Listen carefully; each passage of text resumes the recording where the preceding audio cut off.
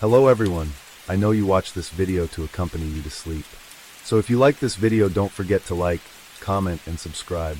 Also, don't forget to tell me where you are from and what time you watched this video. Let's jump straight into the story. Story 1. On August 15, 2012, a photographer from the Toronto Star made a chilling discovery near a creek by the West Highland Creek Golf Course in Mississauga, Toronto. A gray plastic bag, its contents dark red and reeking with a foul, putrid stench. This came less than 3 months after the gruesome dismemberment of Jun Lin, a Chinese student, had thrust Canada into a state of heightened vigilance. Confronted with such a suspicious object, the photographer didn't hesitate. He promptly called the police. You're watching True Crime in the World, where we explore the most puzzling cases and most gripping stories. As usual, before we begin unraveling today's mystery, please leave us a like and subscribe to support the channel. Thank you so much. Once on the scene, officers sliced open the bag. Their grim suspicions were confirmed. Inside lay a human foot, badly decomposed. Based on the bone structure and faint traces of nail polish, they tentatively concluded the victim was female. In a flash, 50 nearby police personnel were mobilized to comb the area. They sealed off a 4-kilometer radius around the creek. Given that it flowed into the Credit River, police divers were deployed to scour the waterway's course. By noon the next day, they pulled up the head of an adult woman from the depths. Though submerged for days, it seemed to match the foot. At the same time, another body part washed up along the riverbank of a different golf course in East Toronto. Forensic experts soon determined that all these fragments belonged to a single victim. The autopsy report painted a stark picture. The victim was Asian, aged between 35 and 45. Her skull marred by over 30 wounds, a clear sign of murder. Yet, despite relentless searches that followed, her torso remained lost to the depths. By comparing a skull reconstruction to missing persons reports, police pinned down her identity, Guanghua Liu, a 41-year-old Chinese immigrant hailing from Chongli, Fujian. Before her disappearance, she'd run a massage parlor named Please Don't Forget Me on Eglinton Avenue. Her live-in boyfriend, Ken Trotsky, had reported her missing a week before her remains surfaced. Guanghua had moved out after a heated argument with Ken on July 30th, though they'd stayed in contact and met occasionally. On August 10th, she stepped out to discuss business, then fell silent, her phone unanswered, her whereabouts a void. When Ken couldn't reach her son, he dialed the police the next day. Officers arrived at his home to deliver the devastating news of her murder, only to be met not by Ken, but by a stranger who opened the door. The man introduced himself as Ken's boyfriend. Yes, Ken Trotsky, Guanghua's partner, was bisexual, entangled in a complicated, throuple dynamic with her and this other man. So just as the investigation kicked off, the police hit an unexpected snag. Ken, reeling from the news of Guanghua's death, clutched his chest in silent agony. His boyfriend hovered close, offering ceaseless comfort, leaving the officers in an awkward bind, unable to press him for answers in that moment. With little choice, they slipped him a business card and took their leave. The next person on their list was Guanghua's son, Donggyo Liu, 21 years old. She'd been married twice before Canada, and Donggyo was the product of her first union at age 19. Her second marriage bore another child, left in China with grandparents. In 2002, Guanghua and Donghao moved to Taiwan, then on to Canada. Upon touching down in Vancouver, she tore up her passport and sought asylum, claiming persecution in China for wanting a third child, forced into an IUD by family planning officials as punishment. Her plea succeeded 2 years later, granting her status. With the funds she received, she sponsored her second husband to join her. But they divorced soon after his arrival. Undeterred, she pooled that money with earnings from her massage work to buy a $210,000 house, renting it out to keep cash flowing. In the years that followed, Guanghua Liu drifted through a carousel of men. To keep her son out of the spotlight, she passed him off to others as just a tenant renting a room from her, even coaching Donghao to stick to the same story. On the day she vanished, Guanghua saw her bisexual boyfriend Ken off first, then bid her son goodbye, saying she was heading out to meet someone about selling her massage parlor. She left and never came back. Before reporting her missing, Ken had rung Donghao to ask after his mother, pressing him to call the police the next day. Donghao told officers it wasn't unusual for his mom to vanish for days or nights at a stretch. What struck him as odd was Ken's frantic urgency to track her down. Police then summoned Ken back to the station for questioning. Ken Trotsky, Guanghwa's 52-year-old boyfriend, was a prosperous architect, business booming, pockets deep. Their paths crossed 2 years earlier at her massage parlor. What began as a simple rubdown soon turned heated.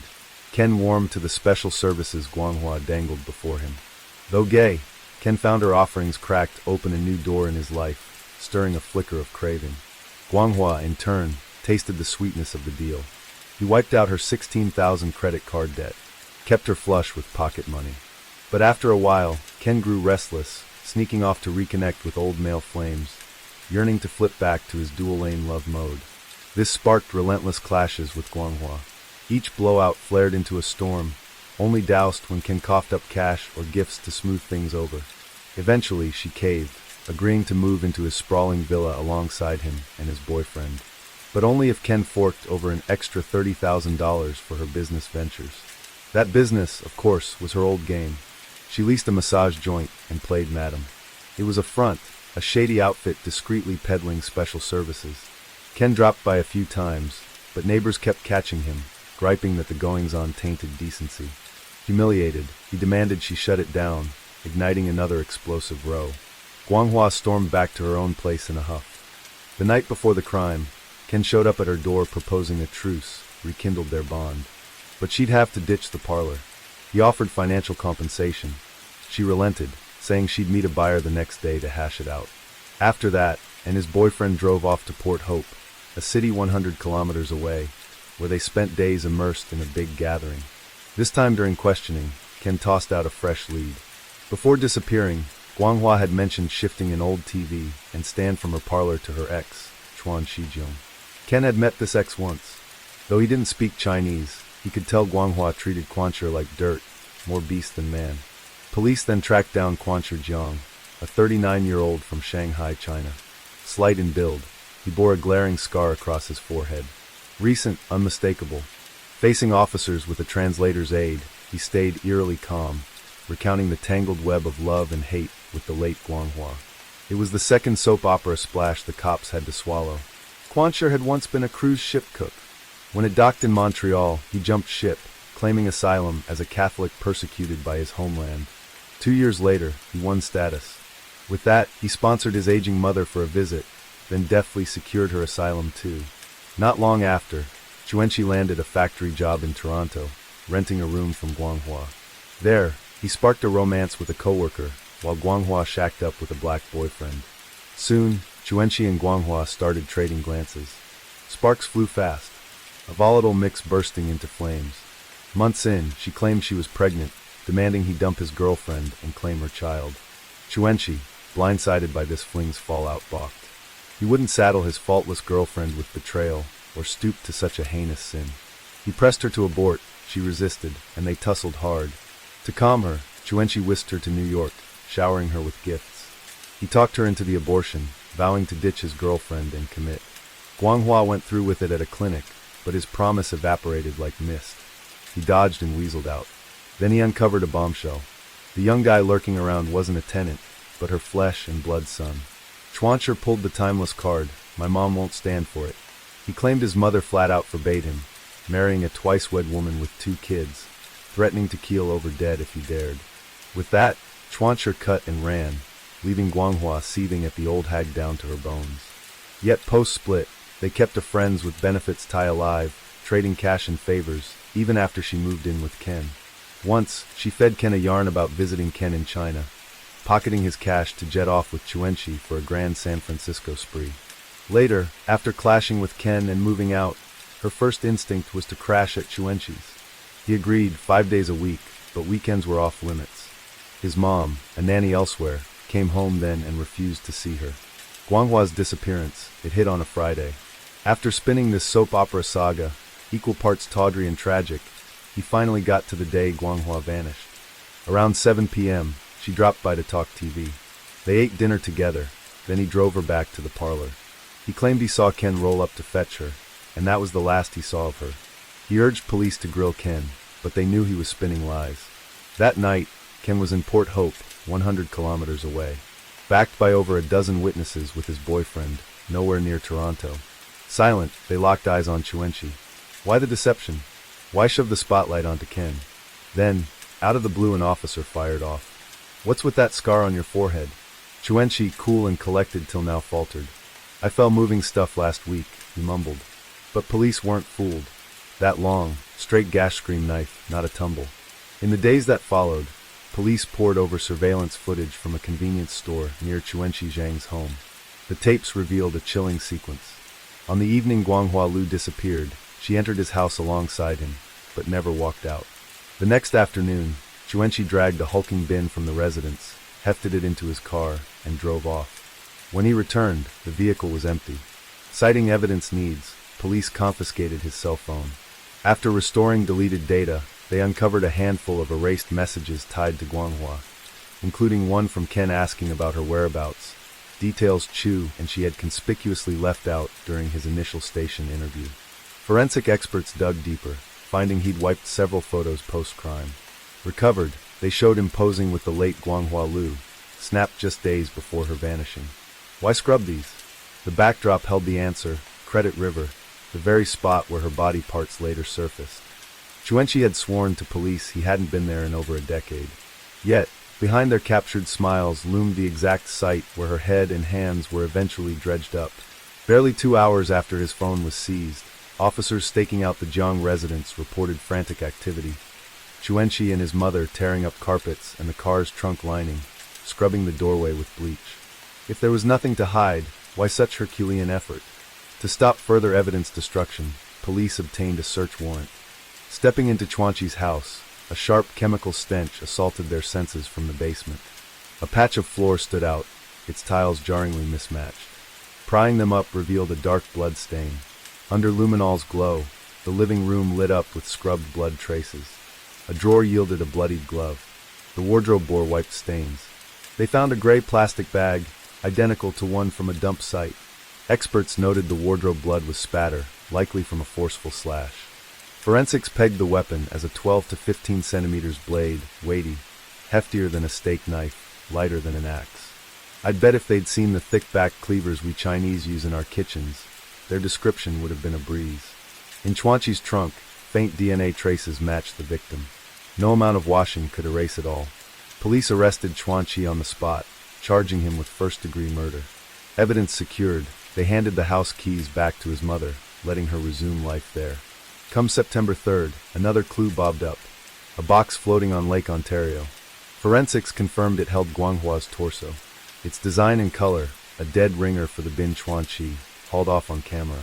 Faced with this avalanche of proof, he still wouldn't budge. The case rolled into jury trial territory, but just then, a wild twist hit. On September 9th, neighbors flagged a strange odor from the Jiang home. Police arrived to find Chuenchi's mother dead, days cold. An autopsy pinned it on a heart attack. With his lawyer's aid, Chuenchi was briefly sprung to mourn her.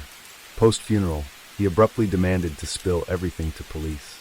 Prosecutors thrilled, raced to record him, even prepping a plea deal. Second-degree murder would suffice if first-degree was off the table, but no one saw this coming. My mother killed Guanghua Lu, Chuenchi declared. I just cut her up and dumped her.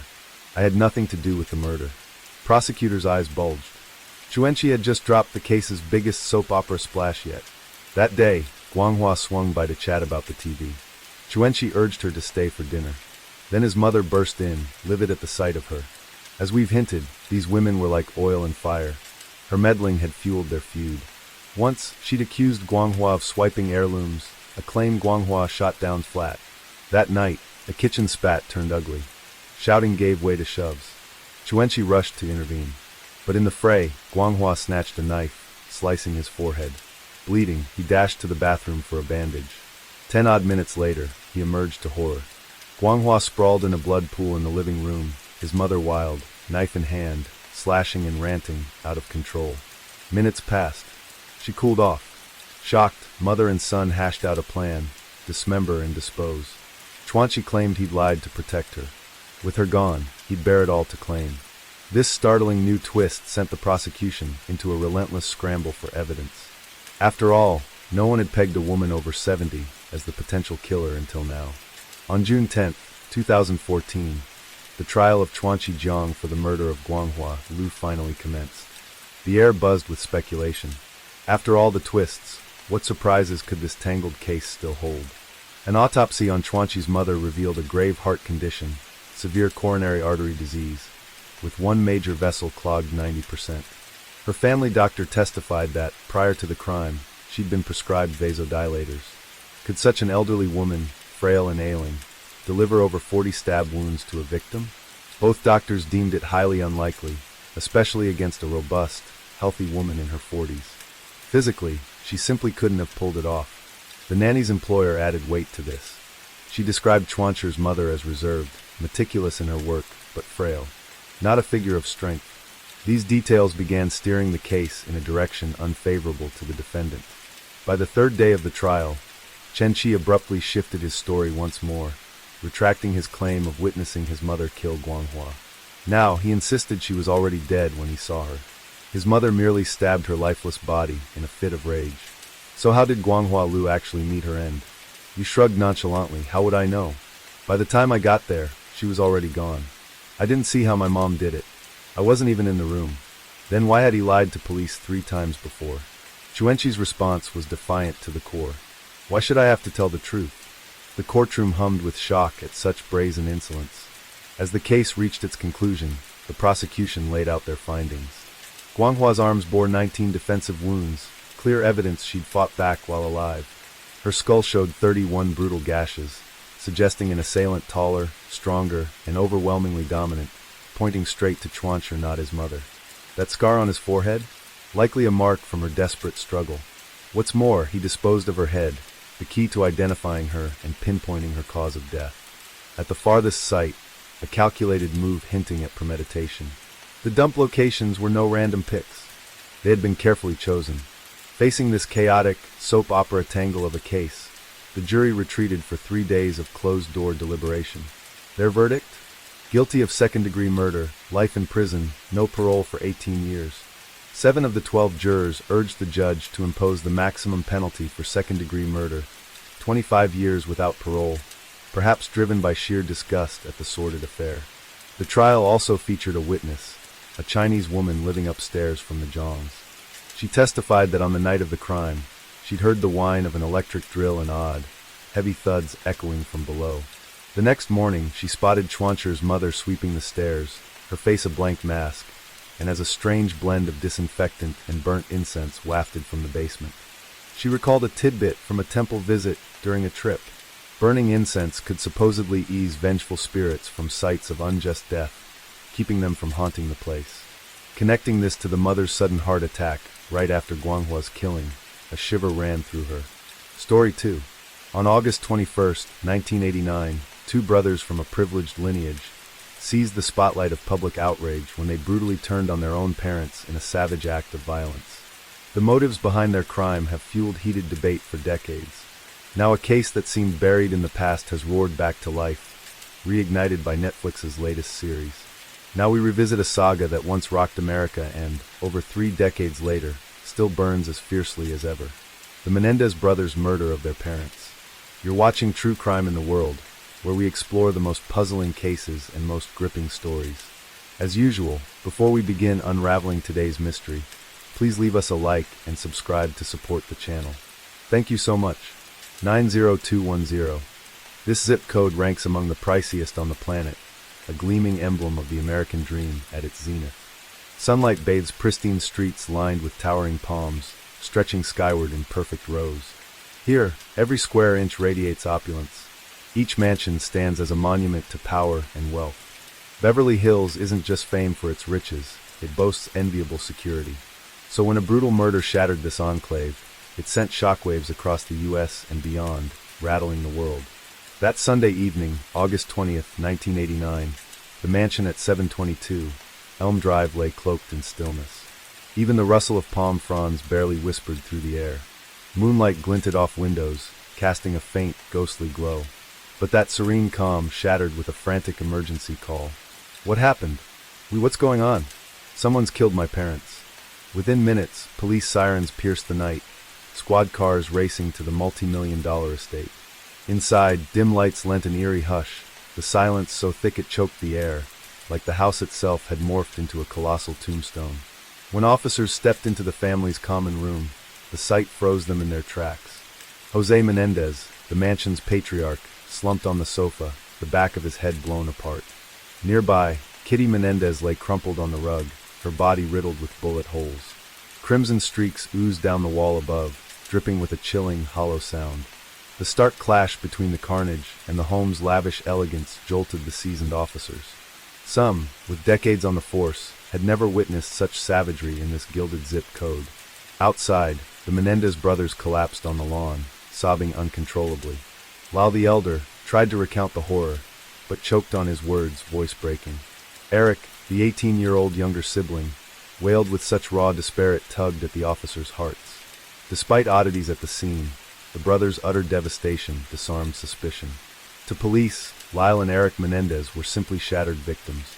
The forensic report laid bare a gruesome truth. Both Jose and Kitty had been blasted at close range with a 12-gauge shotgun. Jose took 6 rounds to his head and torso. Kitty endured 10, including devastating facial wounds. Each was finished with a fatal headshot, rendering them unrecognizable. That night's tragedy didn't just fracture Beverly Hills' long-held peace. It kicked off a tangled, contentious case that would echo for years. With no signs of break-in or theft, police first suspected a mafia-style hit. They theorized a business rival of Jose's might have hired a gunman for revenge.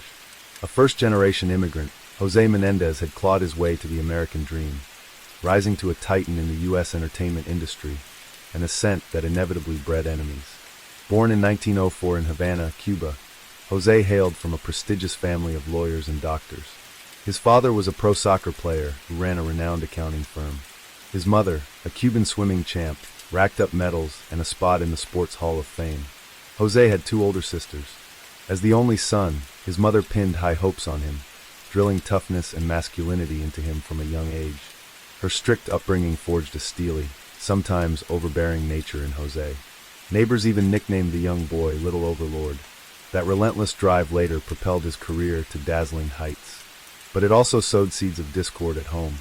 Jose's plush life crumbled when the Cuban Revolution erupted in 1959. His family lost everything in the chaos. To shield him from the upheaval, his parents whisked 16-year-old Jose to the U.S., lodging him in a relative's attic in Hazleton, Pennsylvania. From a cushy elite existence, he plunged into a cramped space, grappling with money woes, language barriers, and cultural shock. Yet Jose didn't buckle. He adapted fast, excelling in high school. His swimming talent clinched him a scholarship to Southern Illinois University, paving his path to success through sheer grit. While at university, Jose crossed paths with Kitty, a sharp, captivating woman 2 years his senior, her golden curls catching the light. Sparks flew fast, and despite the odds, they plunged into marriage. Post-wedding, Jose relocated to New York, pursuing accounting at Queens College. Through relentless grit, he aced the CPA exam and landed a job at an auditing firm. From there, his career soared. Jose was fearless, a risk-taker. At his first company, his knack earned high praise, propelling him from consultant to CFO in a flash, wielding direct financial reins. Within 3 years, he'd climbed to CEO. By 35, he was tapped as Executive VP of U.S. Operations at Hertz, a titan in car rentals back then. There, Jose's business savvy shone.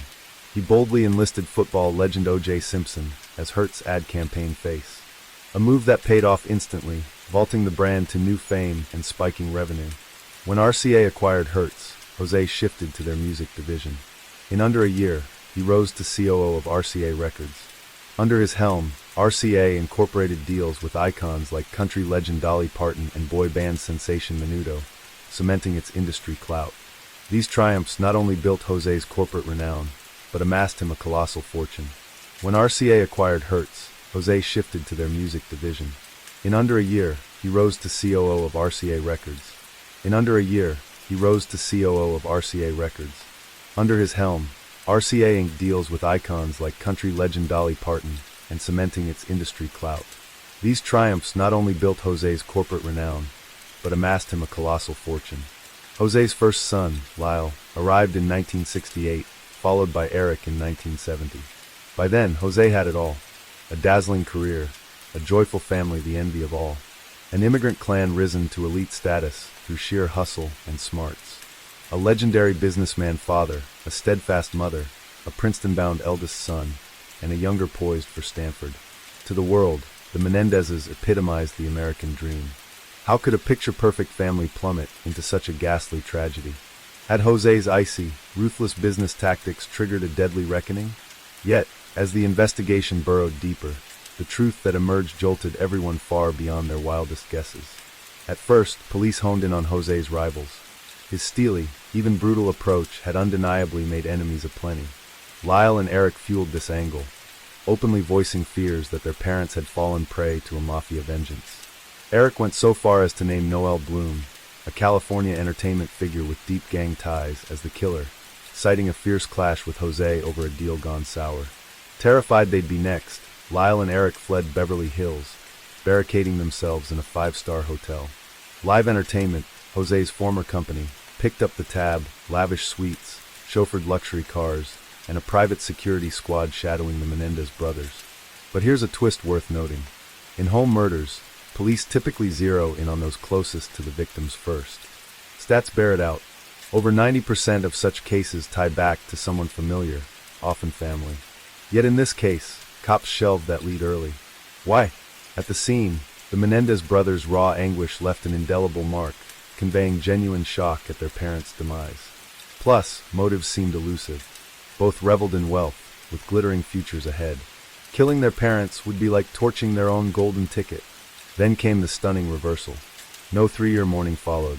Instead, the brothers acted like they'd hit a celebratory jackpot. Eric, poised for college life, veered into a path no one foresaw, ditching school outright days after the murders. Soon, he shelled out $50,000 a year for a private tennis coach, vowing to turn pro, while meanwhile splashed cash on a Rolex and a Porsche without a second thought. Their spending didn't fit pampered heirs bred in luxury. It screamed nouveau riche excess, a reckless binge. It didn't end there. They dumped money into baffling ventures, like $50,000 for a restaurant worth less than $200,000. Far from grieving sons draped in sorrow, they strutted like lottery winners, gleefully diving into a lavish spree. This shift in behavior jolted police into rethinking the case's direction. After all, with their parents gone, Lyle and Eric Menendez stood to inherit a fortune worth tens of millions of dollars. If they were the masterminds, a slew of previously puzzling details suddenly clicked into place. First, no-shell casings littered the crime scene. The killer had lingered, meticulously cleaning up to erase fingerprints or clues about shot trajectories and angles. A move at odds with mafia style. Mob hits typically wrap fast, the killers bolting without risking a scrub down that could lead to capture. Why would mafia linger? Weren't they worried the brothers might return and catch them red-handed? Such careful, deliberate effort hinted at someone familiar with the victims, premeditating every step. Second, the murder weapon, a 12-gauge shotgun, roared with deafening blasts. That night, neighbors heard loud bangs but dismissed them as firecrackers. The choice of kill site and method further defied mafia norms. Gangs rarely strike at a target's home, too much risk on enemy turf, and adhere to a code sparing innocent kin, not slaughtering them. What baffled police more was the execution. Mafia hits favor a single clean shot, often to the back of the skull, for a swift end. Yet here, the killer fired 16 times, far beyond what's needed, turning the scene into a chaotic bloodbath. This brutality felt cinematic, not calculated, like the iconic Scarface shootout, where Al Pacino's character unloads in a frenzy. Coincidentally, that film ranked among Lyle's all-time favorites. Another red flag flared at the scene. When detectives asked Eric if anything seemed off upon returning home, he said he'd smelled gunpowder. An investigator pounced. How'd you know it was gunpowder? The question froze Eric, his response stalling mid-breath. Suspicion deepened as police clocked the timeline. They pegged the couple's deaths around 10 p.m., with the brothers rolling in near midnight. With shattered windows and open air, could gunpowder linger that long? And shouldn't the sharp tang of blood, thick and inescapable, hit first? Why did Eric fixate on gunpowder? Despite these arrows pointing at the brothers, hard proof eluded police, stalling the case, until a stunning break emerged. To grasp this pivot, we must rewind to the Menendez brothers before Beverly Hills. These rich kids had once teamed up for 2 break-ins, swiping over $100,000 in cash and jewels. When caught, their father, Jose, swooped in to clean up the mess. He reimbursed every cent in gem, tossed in an extra $11,000, and hired a top-tier lawyer at a steep fee to snag the lightest sentence possible. Since Eric was still a minor then, Jose had him shoulder full blame to shield Lyle's studies and prospects. The ace attorney delivered. Eric got probation and mandatory therapy, nothing more. After the burglary dust settled, Eric began court-ordered sessions with psychologist Dr. Jerome Ogle. Let's just call him Dr. Ogle for simplicity. But after his parents, Eric sought out the same doctor again, craving psychological support. Whether Dr. Ogle's skill was exceptional or something else was at play, Eric grew visibly rattled during their talks, his emotions surging like a storm. Then one day he couldn't hold it in any longer, blurting out a line that stunned the doctor. "We did it." Dr. Ogle froze for a split second, cautiously probing. "You mean, you and your brother took your parents shockingly?" Eric didn't just confess. He spilled every detail of the act with chilling candor, as if the doctor were a trusted confidant. He explained their father was a domineering tyrant, obsessed with control, who'd ruled the family with years of physical and emotional abuse. That relentless pressure had shoved the brothers to the brink of collapse. Their mother, far from shielding them, buckled under Jose's dominance, numbing herself with alcohol. Eric insisted their mother's death wasn't born of hate, but despair. They feared if she lived, she'd witness the crime and, under legal or public pressure, point the finger at them. Plus, they believed she couldn't survive without their father. Better she go with him than linger in agony. Listening to the killer's confession, Dr. Ogle kept his professional mask intact, calm as ever, though a tidal wave churned inside. After mulling it over, he sidestepped the healer's duty to help, or the citizen's call to report. Instead, he saw a third path: blackmail. He realized he held the brothers' ultimate secret, a bombshell that could thrust him center stage in the case while raking in a fortune. To gather more leverage, Dr. Ogle asked Eric to rope Lyle into a joint session under the guise of aiding their mental struggles. In truth, he secretly recorded their admissions. Then he told them they'd owe weekly payments, consultation or not, hinting that if the case hit court, those therapy tapes could be their lifeline, maybe even their salvation. Skip the cash, though, and the recordings would go public, sealing their doom. Truth was, Dr. Ogle had been running this attentive racket for a while. Back when Eric's theft sentence mandated therapy, Jose had shelled out cash to buy private details from those sessions. Ogle knew full well this breached ethics and law, but he didn't flinch at Jose's demands. The Menendezes always funneled money his way. Why resist? Sure, leaking patient chatter was petty, but this murder tie-in was seismic. Ogle fretted that exposure could torch his career or land him in lawsuits. So he hatched a scheme, covertly positioning his mistress, Judy Lon Smith, to eavesdrop outside during the talks. With a third party as witness, he dodged the fallout while clutching the brothers' secret tight. It's hard to deny, if your therapist sets out to trap you, escaping a grim fate becomes near impossible. Add to that, Judy Lon Smith wasn't just anyone. She'd been Dr. Ogle's patient, and over time, their sessions blossomed into an illicit affair. Yet, the romance fizzled after 5 months. Judy Lon stormed into the police station with a bombshell. "Officers, I need to report a crime. Dr. Ogle raped me." "What?" "Yes, and those 2 brothers. Aren't they his patients? They told him their parents' deaths were their doing. They used friends' driver's licenses to buy guns. I heard it all. Plus, they threatened him. If he snitched, they'd kill him too." "Hold on. Slow down. We're taking notes. The CPU's overheating here." Judy Lon Smith's accusation flipped the case on its head. Armed with her tip, police secured a warrant, raiding Dr. Ogle's office and seizing the taped talks between him and the brothers. At last, they had hard evidence tying Lyle and Eric Menendez to the murders. At 1 p.m. on March 8, 1990, Beverly Hills police held a press conference, announcing the brothers that day. Lyle was intercepted and cuffed while cruising in a luxury car. For days later, Eric, fresh from a tennis tournament in Israel, flew back to Los Angeles on family and lawyer advice, turning himself in. His pro tennis dream hit pause. 3 months post-arrest, the Los Angeles Sheriff's Office dropped a bombshell. The brothers had plotted a jailbreak. A cell search turned up a 17-page letter from Lyle to Eric in Eric's quarters. In it, Lyle wrote, at the end, Lyle urged Eric to destroy it after reading, but reeling emotionally, Eric clung to it as a lifeline, unable to let go. This find crushed their defenses, forcing them to own their guilt. So what were these dark secrets in the letter? Before their arrests, the Hollywood exec couple's deaths were mere local buzz. But when word broke that their own sons were the killers, the case exploded into a national obsession. Two Ivy League-bound prodigies wielding a shotgun to slaughter their parents, a twist so rare it defied both reality and fiction. Was it moral rot or a warped humanity? Case watchers couldn't peel their eyes away. By July '93, Lyle and Eric Menendez faced trial.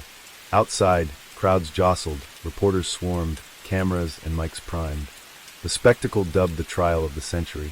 For the first time in U.S. history, a judge greenlit courtroom cameras beaming the proceedings live nationwide, feeding the public's hunger for celebrity scandal. And what the brothers unveiled in court didn't disappoint the eager throng. Defending them were seasoned attorneys Jill Lansing and Leslie Abramson.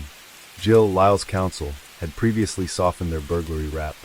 A former prosecutor, she knew U.S. criminal law inside out, adept at spotting legal loopholes and leveraging evidence. Leslie Eric's lawyer was a defense legend, petite but fierce, dubbed by media the 100-pound dynamite.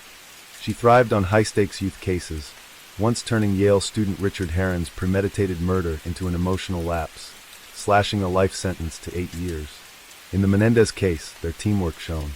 Jill zeroed in on evidence-based strategy, sealing every legal crack, while Leslie wielded her trademark emotional pleas to sway the jury. A seamless tag team. A courtroom drama was about to unfold, with Lyle's letter in play, denying the killings was futile. Instead, they pivoted the narrative from cold-blooded murder to desperate self-defense. The defense didn't hinge on guilt, but on framing the crime. First-degree murder or manslaughter. First degree could mean life, manslaughter, 5-10 years, and a shot at freedom. At trial, the defense peeled back a hidden layer of the Menendez family unknown to the public. They argued that the home, celebrated as a beacon of the American dream, was instead a crucible of violence, control, and paralyzing fear. The brothers' actions weren't a calculated grab for wealth, but a desperate revolt born of terror, a tragedy forged by kids enduring prolonged domestic abuse, driven to extreme measures. Throughout the proceedings, Lyle and Eric publicly condemned their father's disviolations against them, spilling vivid details, methods, tools, sensations like a dam bursting. No doubt, as these confessions streamed live via courtroom cameras, viewers nationwide reeled in disbelief. My father abused me over and over, while choked out. From age 6, he'd come into my room. He said it was our secret. Eric echoed the dread of his father's reign. If I resisted, he'd threaten me with a knife. He said if I told anyone, he'd end me. Among the defense witnesses were Menendez relatives, their testimony bolstering the case. Jose's sister, their aunt, recalled his childhood as fiercely competitive, obsessed with winning and perfection. That mindset shaped his parenting, prioritizing victory over his kids' feelings with a winner-takes-all credo. Once, when Lau squabbled with cousins over toys, Jose beamed if Lau held back tears. At just 2, Eric was forced to grip a pull-up bar to test his endurance. Soon, the toddler crumpled, sobbing from exhaustion. Jose didn't comfort. He raged, "I told you not to cry. Why are you still crying?" Diane, their cousin, recounted a family gathering where she saw Jose perch young Lyle on a kitchen counter, urging him to jump, only to yank his hands away mid-leap, letting him crash hard to the floor. "Never trust anyone," Jose said icily. Diane also shared a haunting memory from summer 1976, staying with the Menendezes. Lyle confided he feared his bed because his dad would sneak in and touch him. She told Kitty, but Kitty brushed it off. After escorting Lyle upstairs, it was never mentioned again. Jose's depravity unraveled in court, Kim painting him as a frigid, controlling tyrant, unchallengeable. Kitty's persona clashed with her poised public image, too. Lyle said she never wanted the homemaker role, buckling under Jose's grip.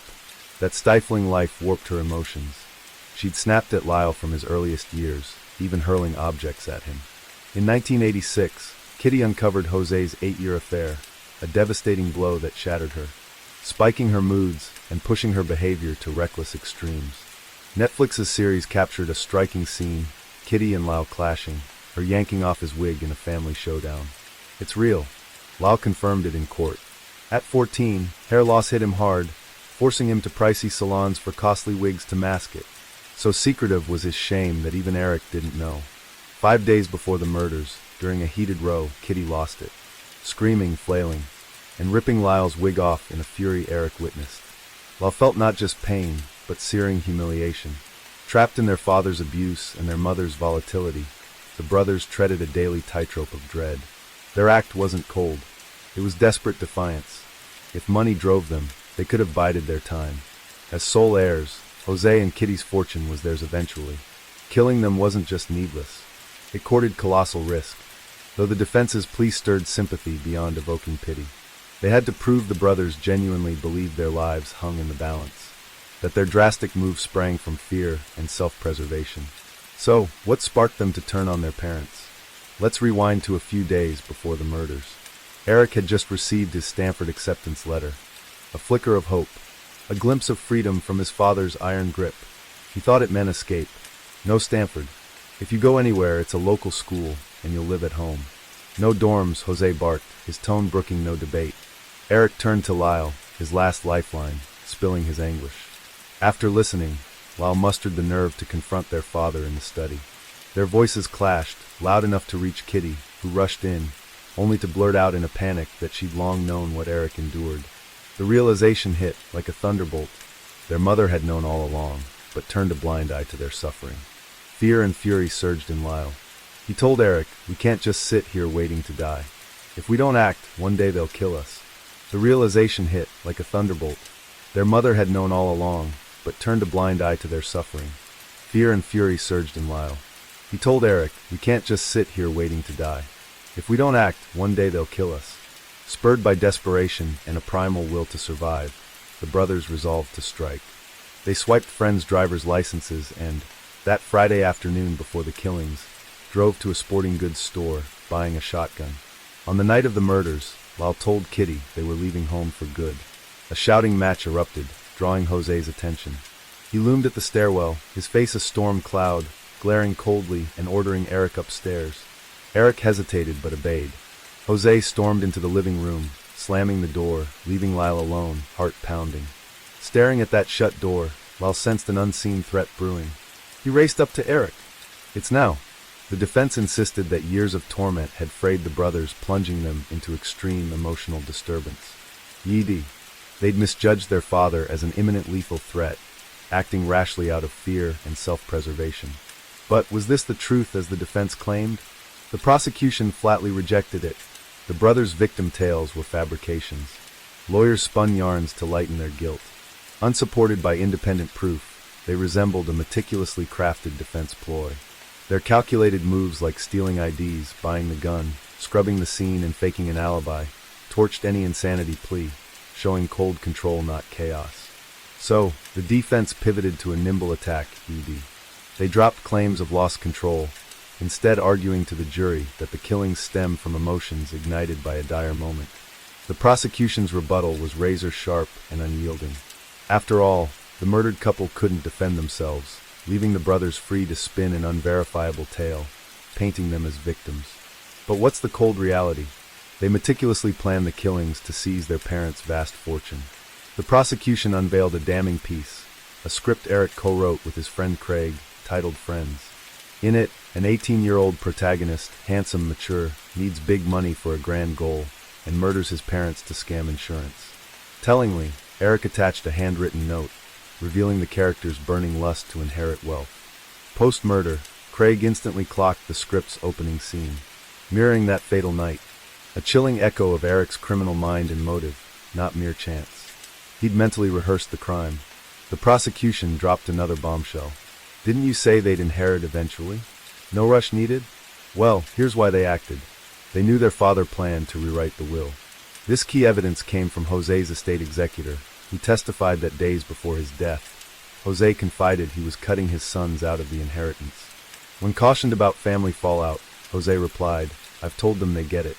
Jose's decision wasn't rash. The brothers' prior thefts had worn him thin. Just before, Lyle's suspension from Princeton for cheating in psychology, right in his first semester, deepened Jose's disillusionment. He saw them as academic flops and moral wrecks, unworthy of his wealth. Prosecutors reasoned the brothers knew what would leave them empty-handed, forcing their hand. Killing Kitty became a critical cog in their inheritance scheme. Sure, the wig incident crushed Lyle, perhaps the final straw.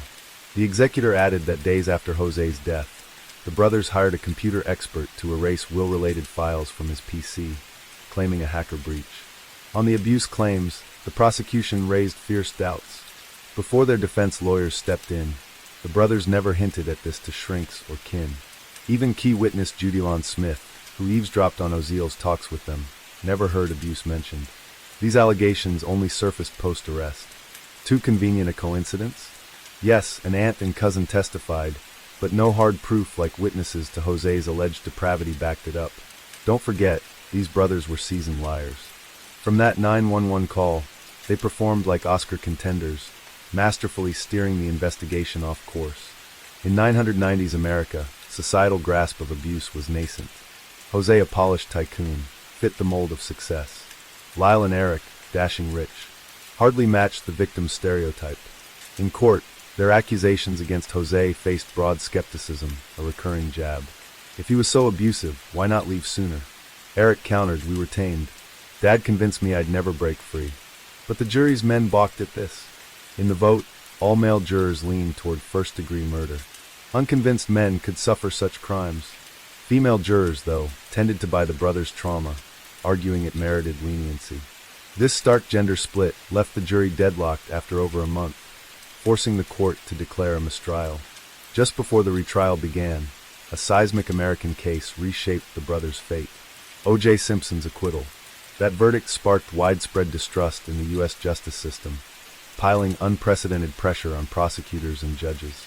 Public outrage and disillusionment set a starkly different stage for the Menendez retrial. By the time it convened, the presiding judge, stung by the first trial's deadlock, felt the heat and vowed no delays or stalemates. He banned live TV coverage and slashed the roster of experts and witnesses, barring many relatives and psychologists who'd testified before from addressing the new jury. Crucially, the judge declared outright that abuse and victimhood couldn't apply to Lyle and Eric simply because they were male. Even if Jose had wronged them, he ruled it irrelevant to the case's core. A murder, not a mitigating factor. This left the jury little room to consider manslaughter over first-degree murder. Within a whirlwind week, the retrial jury delivered the Menendez brothers were guilty of first-degree murder. The judge sentenced them to life without parole. As the gavel fell, they were whisked to separate prisons with differing security levels, beginning a grueling sentence apart. For decades behind bars, Lyle and Eric never surrendered hope for a rehearing. Despite countless rejected appeals and a life sentence that seemed an unshakable destiny, shifting societal views slowly carved a new path for their cause. In 2018, 21 years after the retrial, their plea to share a prison was granted. The brothers reunited for their remaining years, a decision mirroring society's evolving lens on male abuse victims. Over decades, discussions of boys enduring such trauma gained traction, fueled by growing media and public focus. Take Oprah Winfrey, who once hosted hundreds of men on her show to share their childhood horrors, amplifying awareness. The Me Too movement and social media's rise reframed the case, opening fresh avenues for their fight. In 2020, the Menendez saga erupted on TikTok, igniting a new debate wave. Gen X and Z, born long after the crime, discovered it via short videos, thrusting it back into the spotlight. Young users voiced deep empathy, arguing the brothers were cornered by relentless abuse and fear, forced into drastic acts. They deemed lifelong imprisonment overly harsh, even unjust. Videos backing them mushroomed, dissecting the case's context, trial flaws, and their torment. Soon, Free the Menendez brothers trended explosively, sparking a justice clamor. In 23, a seismic twist emerged. Roy Rossello, a former member of the 1980s sensation Menudo, publicly accused Jose, once RCA's head honcho, of abusing him. This revelation didn't just bolster the brothers' claims with a third-party lens. It shook the prosecution's stance that the abuse allegations were mere fabrications. The new evidence didn't stop there.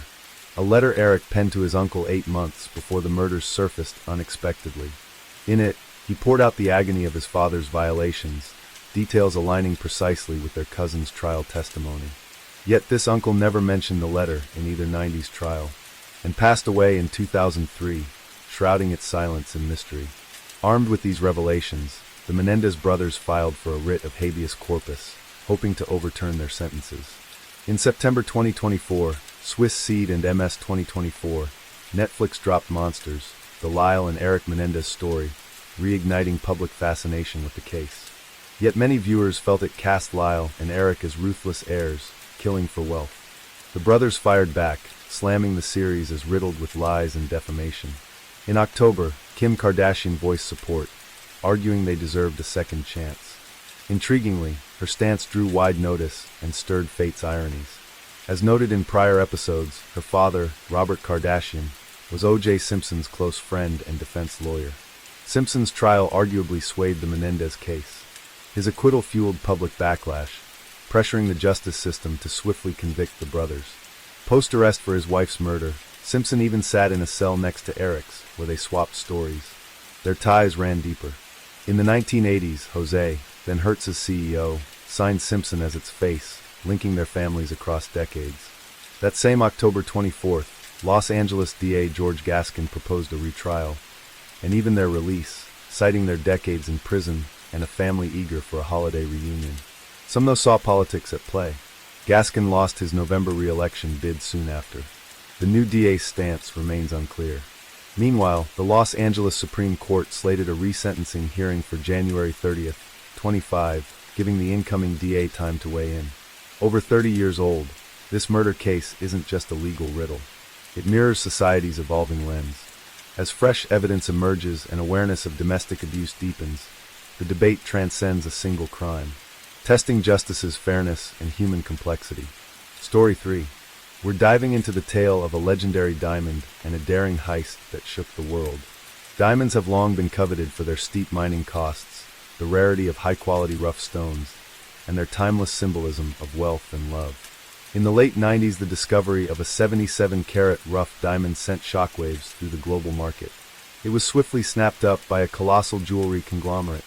A team of experts labored over more than 100 cutting designs, ultimately shaping it into a pear-shaped 203.04-carat gem. Graded D-color, the pinnacle of colorless perfection, it became the second largest diamond of its kind in the world. Dubbed the Millennium Star, its estimated value soared to $350 million. As the new century dawned, the Millennium Star took center stage at the Millennium Dome's exhibition hall in Greenwich, London. Bathed in brilliant light, each facet glimmered with mesmerizing radiance, captivating every onlooker. But amid the throng of admirers, greedy eyes lingered on the prize. A bold theft was quietly taking shape. You're watching True Crime in the World, where we explore the most puzzling cases and most gripping stories. As usual, before we begin unraveling today's mystery, please leave us a like and subscribe to support the channel. Thank you so much. On a February day in 2000, London police received a tip about a brazen robbery. A gang of masked thieves was striking a cash truck carrying 10 million parlors on the streets of Nine Elms. By the time officers arrived, the robbers had vanished, leaving behind a smoldering van and a modified truck. Welded to the truck's rear was a conical steel battering ram, clearly designed to smash through to the armored vehicle's doors. The cash truck driver reported 3 or 4 robbers, all masked, their faces obscured. Based on their voices, he guessed they ranged from 30 to 50 years old. Piecing together witness accounts, police reconstructed the scene. The robbers had prepositioned a small van and the rigged truck near the target. To avoid suspicion, they concealed the steel ram with branches, disguising it as a Christmas tree delivery. Then, piling into the van, they lay in wait. As the cash truck approached, they sprang into action, blocking its path with the van and overpowering the driver and guard. The plan seemed airtight, but as one thief prepared to ram the truck's steel spike into the cash compartment, an unexpected hitch derailed them. The crew had chosen a busy main road for their strike. When the truck halted traffic, chaos ensued. With all the robbers crammed in the van, no one guarded the modified truck. A frustrated passerby, fed up with the jam, spotted the unattended vehicle and yanked out its keys. Sensing trouble, the robbers didn't hesitate. They torched the van to erase evidence and bolted toward the nearby River Thames. A waiting speedboat whisked them across to Chelsea, where they vanished into the night. The heist failed. They didn't nab a penny, but their meticulous planning and ability to evade police put authorities on high alert. To track them down, Scotland Yard handed the case to the flying squad, led by Chief Inspector Shafford. 5 months later, the audacious gang struck again. On July 7th in Kent, they barreled a steel ram truck into another cash van. After subduing the guards, they rigged flashing red lights onto the doors and hood, then severed the power cables to disable the vehicle. Next, they slammed the truck's spike into the cash van's rear door. Just as they moved to grab the loot, a police patrol rolled up. A brief shootout erupted. Caught off guard, the robbers floored it, racing toward the River Medway. They ditched the truck, hopped into a prearranged speedboat, and escaped unscathed. The method and getaway mirrored their earlier attempt. Police confirmed it was the same crew. This time, though, they didn't burn the scene. Instead, they left a taunting message scrawled on the truck's steel ram. "Persistent, aren't we?" Fearing a bomb on the cash truck, police summoned bomb disposal experts to the scene. After inspection, they found the supposed explosives were just empty cans, painted and fitted with LED lights to mimic real bombs. A clever ruse. From the abandoned truck, investigators recovered fingerprints and saliva. Tracing the vehicle's details led them to a man named Wenham. Wenham, 33, had fingerprints matching those on the truck, a repeat offender with a rap sheet for theft. He was tied to gangs involved in smuggling and money laundering. Tailing Wenham, police uncovered a remote hideout, Tong Farm. This was his base of operations. Observations revealed a fully equipped criminal lair. Wenham frequently hosted his crew there, and inside sat another vehicle, possibly prepped for their next job.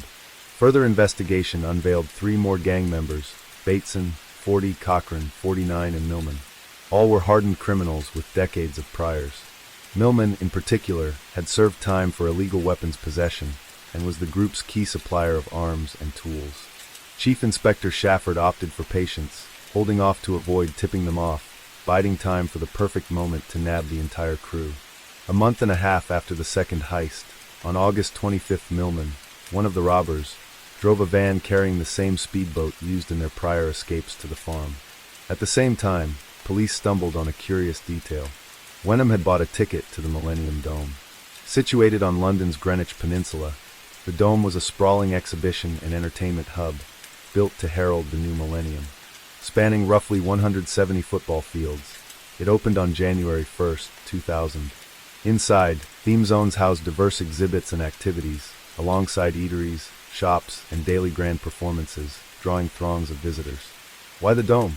Studying its layout, police noted its reclaimed riverside site, bordered on 3 sides by the Thames, a perfect setup for robbers adept at speedboat getaways. It seemed the gang had set their sights on a new prize within.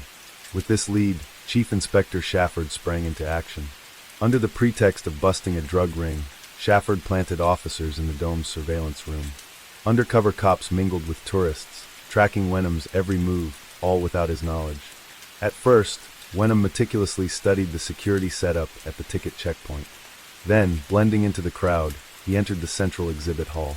This zone, the dome's heart, showcased the 350 million Millennium Star diamond behind a glass case. Wenham circled it repeatedly, eyes locked on the gem, snapping photos from every angle. His actions didn't escape notice. An undercover officer got within meters of him.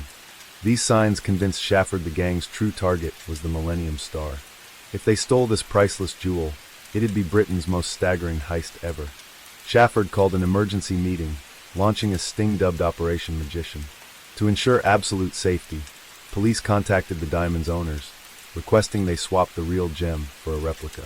Analysis suggested the gang might strike during transport. On September 1st, the Millennium Star was slated for a brief exhibit in Tokyo, Japan. Its immense value and relentless media buzz meant the robbers likely knew this, and could hit that day. After grasping the stakes, the owners greenlit the switch. On September 1st, nearly 300 officers descended around the Millennium Dome. Police lay in wait, inside and outside the dome, even on the river, anticipating the gang's move. The real diamond in the case had been replaced with a fake. Meanwhile, scouts at the farm reported the crew driving toward the dome. Tension gripped the force as they braced themselves. Yet hours ticked by, and hundreds of officers waited in vain. The robbers never showed.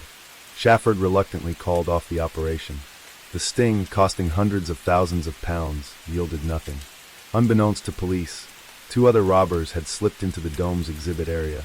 They lingered around the Millennium Star's case, scrutinizing it closely, seemingly testing the glass's strength. It dawned on Shafford the gang wasn't targeting the transport.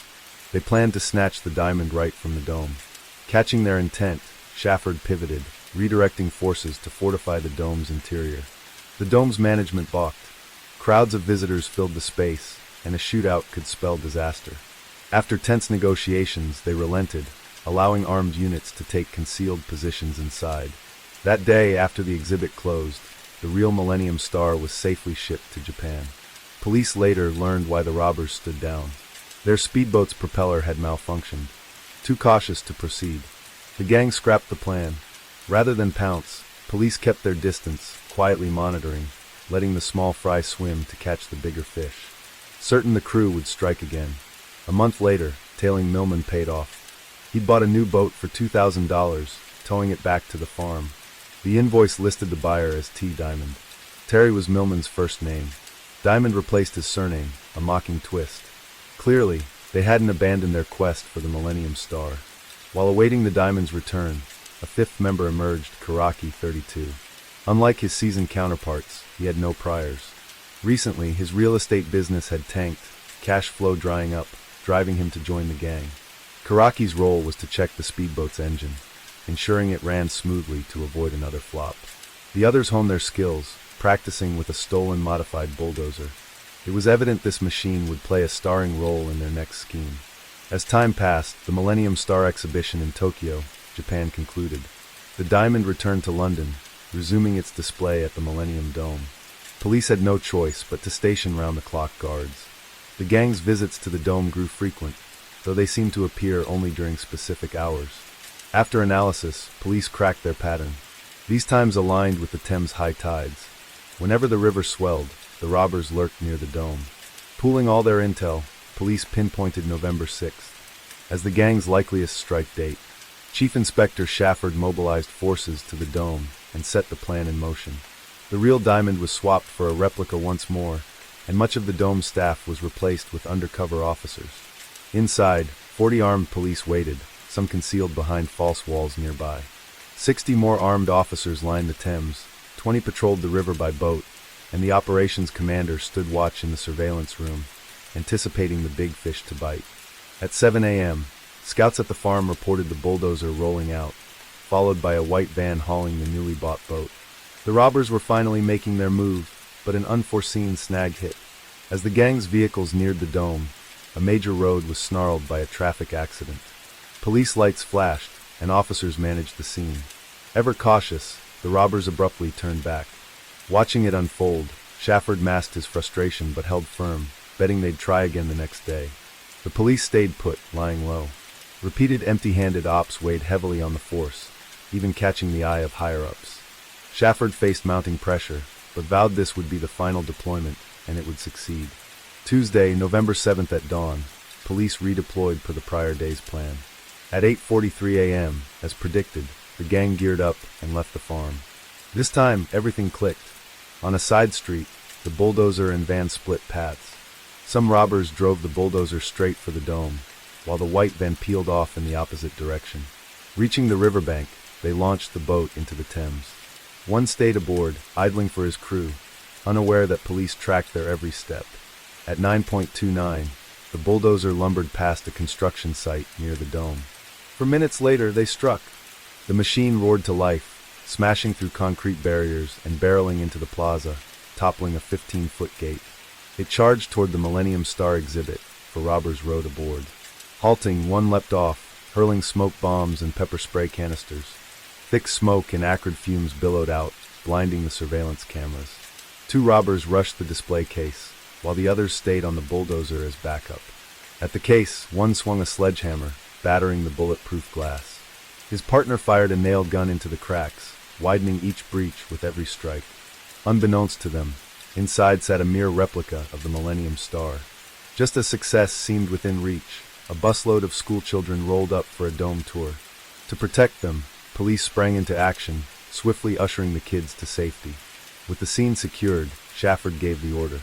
Officers surged from all sides, surrounding the bulldozer and tackling the 2 robbers atop it. Caught off guard, they hit the ground hard. Simultaneously, dozens of cops hidden behind the exhibit's false walls stormed in.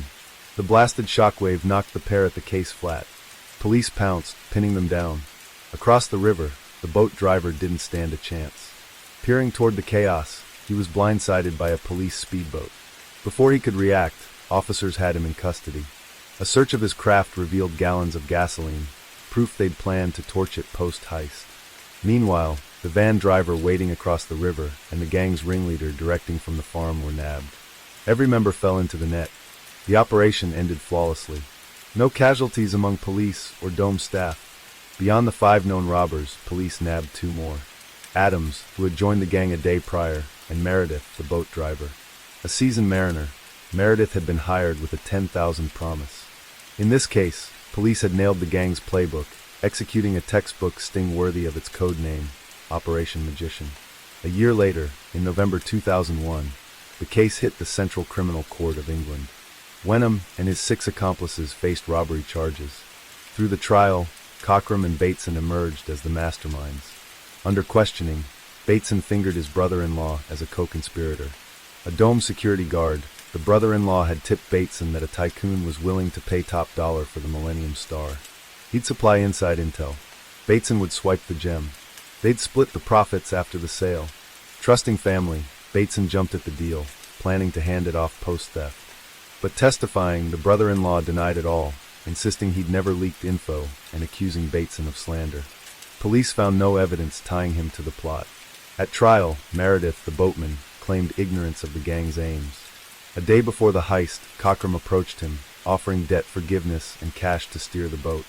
Meredith refused, but Cockram threatened his family, forcing his hand. 3 months into the trial, the jury delivered its verdict. Millman had died of cancer. The court sentenced the Cockram and Bateson, convicted of robbery, got 18 years each. Siraxi and Adams, also guilty of robbery, received 15 years apiece. Meredith and Wenham, convicted of conspiracy to rob, drew 5 and 4 years, respectively. Though Wenham's sentence was lightest, he confessed to another failed heist in court, tacking on 9 more years. The trio with the heaviest terms, Bateson, Cockram, and Siraxi, contested the ruling and appealed. At the appeal, Cockram alleged police brutality, claiming they'd beaten him, cuffed him to the floor until he couldn't breathe, and demanded compensation. After review, the court cut Bateson and Cockram's to 15 years and Siraki's to 12. Police suspected an 8th member, James Hurley. Before the heist, Hurley was spotted boating on the Thames, photographing the dome. Post-robbery he fled to Spain, only to be nabbed and extradited by Spanish authorities. But a thorough probe turned up no solid link to the crime, and Hurley walked free. In 2014, soon after parole, Bateson fell back into old habits. With new cronies, he rammed an excavator into a cash depot. Alert guards called police. Panicked, the crew tried digging through a wall with the machine, but failed. Bateson was caught red-handed, earning 13 years for attempted robbery. In 2015, the Museum of London exhibited the gang's tools and boat invoice from the case. The curator noted these relics would shed light on the story and offer societal lessons. The artifacts also showcased advances in crime solving. The heist of the century ended in the robbers' defeat and a triumph for justice. Story 4.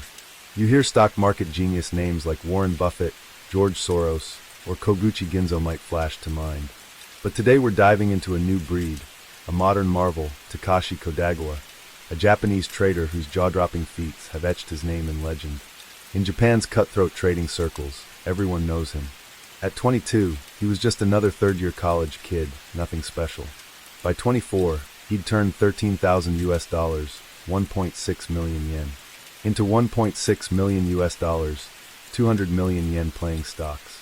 At 30, that ballooned to a staggering 175 million US, 21.8 billion yen. Even Masayoshi Son, SoftBank's titan, once wined and dined him, begging to hand over his fortune to manage. Kodagawa waved it off. So what's the secret behind his meteoric rise? You're watching True Crime in the World, where we explore the most puzzling cases and most gripping stories. As usual, before we begin unraveling today's mystery, please leave us a like and subscribe to support the channel. Thank you so much. December 8, 2005, Tokyo Stock Exchange, or TSE, buzzed as usual. Japan's investors tracked the market's pulse. That day, JCOM, a staffing giant, debuted with 1,400 shares. At 9:27 a.m., history cracked open. A Mizuho Securities trader got an order. Sell one JCOM share for $400, 610,000 yen. But somehow, maybe bleary-eyed, maybe distracted, he punched in a nightmare. 610,000 shares at Sinro $8, 1 yen each. The system flashed a warning, red alert glaring. But this guy, too used to daily glitches, he skimmed it, slammed confirm, and unleashed chaos. A monster sell order splashed across TSE's boards, jolting the market like a thunderclap. Normally, a 1 yen price would have been laughed off. Floor limits kill that noise. But here's the rub. Chcom's first day meant no prior benchmark, no price guardrails.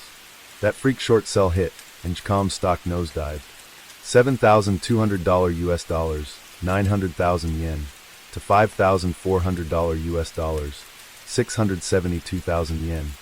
Then a free fall to $4,600 US dollars, 572,000 yen. Tokyo's market erupted into pandemonium, unseen before. Investors freaked, dumping shares in a blind panic, thinking JCOM was imploding. Amid the inferno, sharp-eyed firms and grizzled traders caught a whiff. This could be a rare fat finger glitch. They pounced, snapping up Chcom's stock at bargain bin prices, seizing a golden glitch.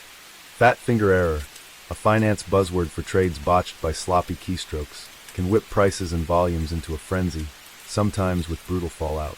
The JCOM blunder didn't just tank its own stock. Panic rippled out, slamming other brokerage shares as wild rumors swirled. A major firm had botched big and was hemorrhaging cash.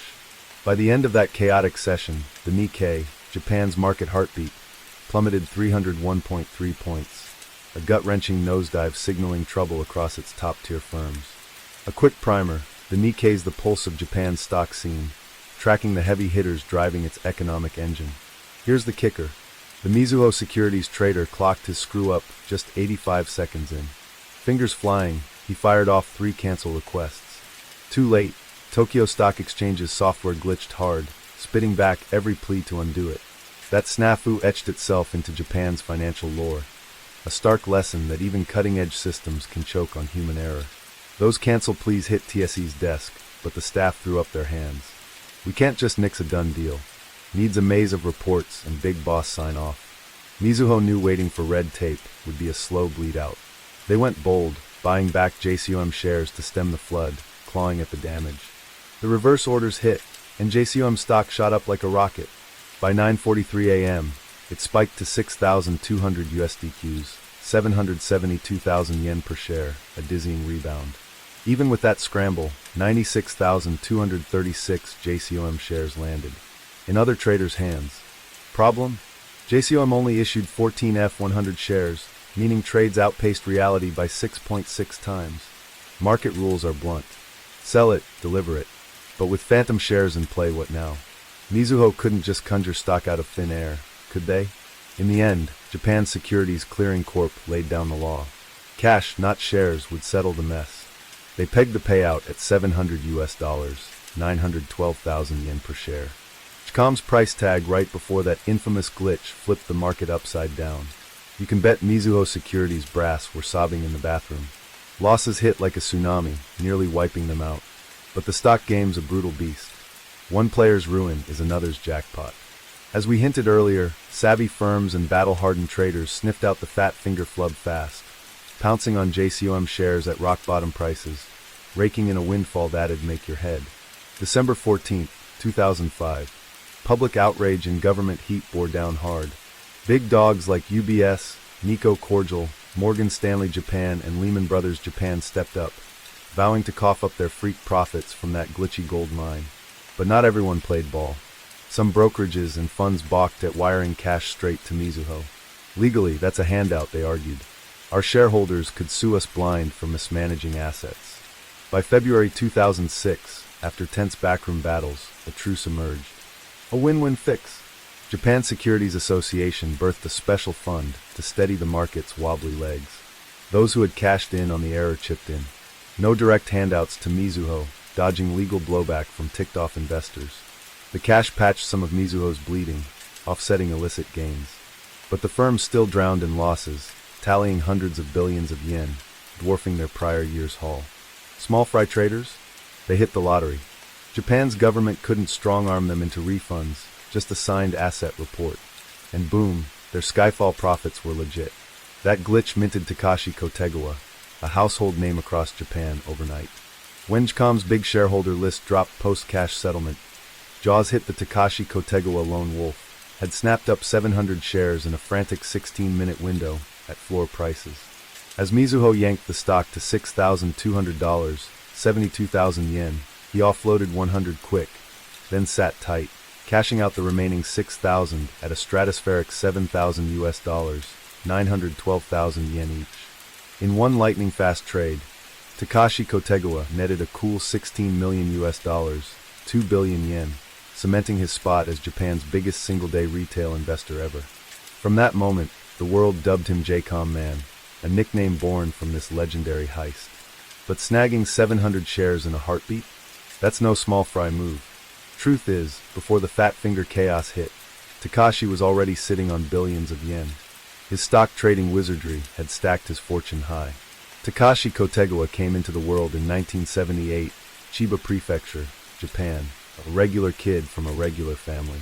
Growing up, he kept to himself quiet, inward, nothing flashy beyond solid grades. College took him to Tokyo, studying law at a private school. Pals pegged him as a loner, quirky offbeat. Outside class, he'd hustle at convenience stores or bury himself in books in a cramped rental. That lone wolf streak? It forged the bedrock of his future triumph. Dodging shallow chit-chat, he zeroed in on plotting his path. Junior year rolled around. Classmates scrambled for job apps. But Takashi saw corporate life as a cage. Small talk, forced smiles, draining, soul-crushing. After wrestling with it, he settled. Post-grad, he'd be a massage tech. Low chatter, steady gig. Pre-graduation, he prepped for that grind. Then a bookstore dealer flipped his fate. He stumbled on Reminiscences of a Stock Operator by Jesse Livermore, Wall Street legend. That book cracked open a new universe. With 13,000 US dollars, 1.6 million yen scraped from part-time gigs, Takashi dove into short-term trades on a rickety old PC, blazing his mark across Japan's financial frontier. From 2000 to 2004, Kotegawa haunted Japan's biggest BBS, 2-channel, swapping tips under BNF. A nod to his idol, Victor Niederhofer, American trading titan. Japanese swaps V for B, hence the tweak. At first, 2-channel knew BNF as a grinder, daily trade logs, geeky banter. But soon jaws dropped. His one-day hauls outstripped the salary man's yearly take. Envy flared. Trolls slung barbs mocking his rise. By 2004, BNF faded from the forum, gone quiet. Then, December 8, 2005, Mizuwa's fat finger bomb blew up, and Kotago was stormed into the spotlight. That's when it hit. The genius BNF was him, now richer than most could dream. In 2000, Takashi Kotago dipped his toes into stocks with a modest US $13,000, 1.6 million yen. By 2001, he'd spun that into US $490,000, 61 million yen. Come 2002, it hit 70,000 US dollars, 96 million yen. And by 2004, he'd stacked it to 9.2 million US dollars, 1.15 billion yen. Post-Mizuho glitch, in just 3 years, he'd ballooned his haul to a jaw-dropping 175 million US dollars, 21.8 billion yen. Here's the twist. While he raked it in, the Nikkei Japan stock pulse slid from 19,000 points in 2000 to 17,000 by 2007. No bull market wave carried him. He wrote sheer skill and razor-sharp trading chops. For a lone retail player, Takashi's run stands unmatched in Japan's financial annals. By 2008, a TV crew shadowed his daily grind, peeling back a life so plain it stunned. Warnings kicked off at 7.30. By 9, he was hunched over 5 or 6 screens, primed for the trading bell. Focus locked tight, nothing broke his stare. Daily trades hit tens, sometimes hundreds of billions of yen. Pocketing 80,000 US dollars, 10 million yen a day, routine as breakfast. Yet his life screamed stark contrast to those billions. Lunch? A cheap instant udon cup, he shrugged. Nap time short. Big meals make me drowsy. Mess with the afternoon trades. No smokes, no booze, no bar-hopping glitz. Just a closed-off world, home to a ruthless edge. Fueling his legend as Japan's top solo investor. That interview dropped a bombshell. Takashi Kotegawa, bachelor for life, no girlfriend ever. His daily threads? Bargain bin supermarket gear. Hobbies? Zilch. Stocks were his video game. He called himself a stock otaku, a nerd hooked on the ticker. Weekends are off days, he'd hole up, reading, gaming, maybe a slow street stroll. His wildest splurge? 2 Nintendo consoles, one upstairs, one down. Takashi laid it bare. Spending cash doesn't spark me, but the money keeps piling up. I don't get it. Out and about, he'd cap his wallet at $1,750 US dollars, 230,000 yen. Why? Nothing to buy, and big stacks clobber my trading instincts. After hitting it big, he splashed 175 million US dollars, 21.8 billion yen, on a 3-story villa for his folks, moved in with them. For Dad's birthday, he gifted a car. But Takashi? Still subway bound, dodging the driver's seat. By 2008, he branched into real estate, dropped 72 million US dollars, 9 billion yen, on an Akihabara commercial building. In 2011, he went bigger, 136 million US dollars, 17 billion yen, for Akihabara's cultural hub. By 2013, he snagged another gem in Shibuya, his empire quietly sprawling. When asked why he dove into real estate, Takashi Kotagawa kept it blunt. Too much cash on hand, big stock trades could tank the market. I needed to spread the bets. After a few 2008 TV cameos, Kotagawa vanished, slipping into a hermit's life, dodging the media's glare and public buzz. Meanwhile, the Mizuho fat finger fallout from 2005 dragged on, a legal quagmire unresolved until 2015. Sure, Mizuho sparked it, but the Tokyo Stock Exchange, TC, caught hell too public and pros alike tearing into them. The Mizuho trader spotted his blunder fast, firing off cancel requests like a man possessed. Everyone bounced back, rejected by TSE's glitchy system, and a baffling defiance of basic trading rules. He even dialed TSE direct, pleading still nada. That busted order rolled on, bleeding Mizuho dry with catastrophic losses. It sparked a firestorm. How's TSE ensuring a fair, safe game when their tech flops this hard? Was their rock-solid system just hype? Were they ducking blame on purpose? Those questions hung heavy, unanswered, begging for regulators to step up. December 9, 2005, TSE called an emergency presser. Top brass, President Takuo Tsurashima, Director Sadao Yoshino, IT Chief Tomio Amano bowed deep, groveling to the public, then quit, taking the fall. The Mizuho trader slapped with a wrist, no harsh reckoning. Mizuho likely shrugged. Punishing him wouldn't claw back the 3.2 billion US dollars, for 100 billion yen hole he'd punched. His name stayed under wraps, just mail broker to the world. Word is that blunder torched the firm's year-end bonuses, making him the office pariah overnight. Did he quit after? No one spilling. Mizuho and TC locked horns in court. Mizuho screaming TSE's system crash cost them 3.2 billion US dollars, for 100 billion yen, pinning the whole mess on them. TSE fired back. Your guy botched the order. Don't shove this on us. Mizuho doubled down. We ate the loss early, sent cancels. Your refusal to kill it blew the sky high. The brawl stretched on, no truce in sight. September 2006, Mizuho sued TSE and Fujitsu, their systems architect, kicking off a legal slugfest. Probes traced the glitch to 2000, a Fujitsu coder's slip during a tweak. Standard protocol, rigorous regression tests to catch bugs. But Fujitsu skipped it, and TSE rubber-stamped the rollout. No deep checks. But it wasn't just Fujitsu skipping that critical test run. Tokyo Stock Exchange, TSE, barely glanced at the system before signing off. Result? A ticking time bomb went live, exploding in 2005 with a fat finger fiasco that rocked the market. At first, TSE tried pinning it all on Fujitsu. If their glitch sank Mizuho's securities, that's on them. We're clean. They had demanded a cancel function in the specs, they claimed. Fujitsu dropped the ball. The court wasn't having it.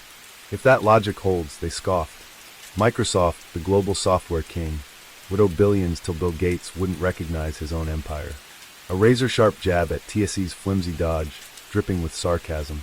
Tokyo District Court laid it bare. TSE owned the trading system. Fujitsu just built it, on the hook only if they massively botched it. The burning question? Was this glitch serious? The litmus test. Could it have been spotted with a quick eye? The trial turned into a blazing showdown. Mizuho TC and Fujitsu rolled out coding gurus, trading barbs in a fiery clash. One side screamed, "This bug's so obvious, a rookie could catch it," while the other dared, "Prove it, recreate it right here." Fujitsu snapped back, voice biting, "This glitch is a beast. If it's so simple, you fix it live on the spot." After grueling courtroom battles, the verdict crashed down. The glitch wasn't serious. Fujitsu dodged any payout, walking free. But TSE hammered hard for blowing it. Ignoring Mizuho's frantic pleas to kill the rogue order was a glaring, unforgivable fail. The court split the bill. TSE swallowed 70% of the post-call damage, a staggering 860 million US dollars, 107 billion yen, leaving Mizuho to choke on the rest. Both sides fumed, filing appeals to Tokyo High Court, clawing for a better deal. September 3, 2015, the High Court slammed the door, upholding the original call. A decade of legal trench warfare finally over. Let's circle back to Takashi Kotagawa, better known as BNF, Japan's stock market maestro, whose meteoric rise still sparks a burning question. Short-term trading's a brutal gamble. Some lose everything. But how'd he multiply his fortune tens of thousands of times in just a few short years? What's the secret sauce of a trading titan like Takashi? Even after vanishing from the public eye, living like a shadow, whispers about Takashi Kotagawa never quiet in Japan's financial underworld. Some murmur he's retired, done with stocks for good. Others whisper he crashed, bad bets leaving him broke, scraping by in obscurity. Then there's the jaw-dropping rumor. By 20, his personal wealth hit 16 billion US dollars, 2,000 billion yen, and now he's supposedly married, tucked away in a blissful family life with kids. Rare interview snippets paint a stark portrait. Takashi's a simple man, unwavering in his drive. He reveled in the thrill of trading, not dazzled by the massive sums stacking up behind each move. In conversation, he's courteous, dodging Japan's usual rigid formalities, shunning pointless schmooze, laser-focused on what truly ignites him. That vibe mirrors Japan's cherished artisan spirit. Takumi no Seishin, shunning quick bucks, shrugging off distractions, thriving in solitude, chasing perfection in his craft. It echoes baseball legend Ichiro Suzuki, who once revealed his peak came from drilling fundamentals. Endless reps, muscle memory etched from mind to sinew, until every swing flowed like instinct, second nature. Takashi dropped a stunner. He'd cracked just one stock primer, ever. His uncanny trading instincts, forged by relentless grind, real-world grit, and razor-sharp practice. His game, day trading, buying and selling in a heartbeat, second by second. Fundamentals like P or PB ratios. He shrugged, dismissive. Never crossed my mind. I don't hold stocks longer than a blink. But macro signals, market indexes, futures contracts, central bank policies? He pored over those, dissecting every tick with hawk-like precision. He laid it bare, blunt as ever. I've got no clue where Japan's market's headed long-term, and honestly couldn't care less. Takashi Kotagawa is a textbook short-term trader, holding stocks from a day to a week, maxing out at 10. His Soltech tool? A 25-day divergence indicator, spotting stocks with wild short-term price swings. His razor-sharp edge? His trading style might not click for everyone, but his cool, laid-back vibe, unshaken by wins or losses, is gold for anyone, not just stock junkies. In 2008, Takashi sat down with Japan's big-name host, Kyum Hiroshi. Staring at the monster trades flashing on Takashi's screens, Kyum's jaw dropped. Wow, if that were me, I'd crumble under the pressure. But learning Takashi's war chest, Kyum chuckled, awestruck. Good grief, you could coast forever. Kyum's roller coaster reactions clashed hard with Takashi's eerie calm. Market swings barely rippled his mood. In another interview, faced with daily trades hitting 60,000 to 640 million US dollars, 70, 80 billion yen, his face stayed flat, no flicker of emotion. After his financial fame, SoftBank's Titan Masayoshi sun-wined and dined him, pitching Takashi to manage his personal fortune. He turned it down, smooth but firm. Not my game. Handling others' money, heaps stress I don't need. He laid it bare. If I'm down by mid-month, I'm a wreck. Trading rattled like that. Losses pile higher. Takashi liked his pace his way solo. Clearly, Takashi Kotagawa is a razor-sharp mind, a machine of self-control. Trading, he's emotionless clockwork. He once dropped a line that stuck in trading circles. The key to investing, knowing when to bail. Timing the exit's everything, focus on cutting losses, and gains grow naturally. If the market tanks harder than I'd bet, I cut ties fast, never wait for a bounce. Online finance forums buzz nonstop. Fans dissecting Takashi's short-term magic, chasing his secrets. But his real edge? That self-discipline, unshakable calm, steely focus, and rock-solid psyche. Keys to ruling a volatile, high-stakes market where most crash and burn.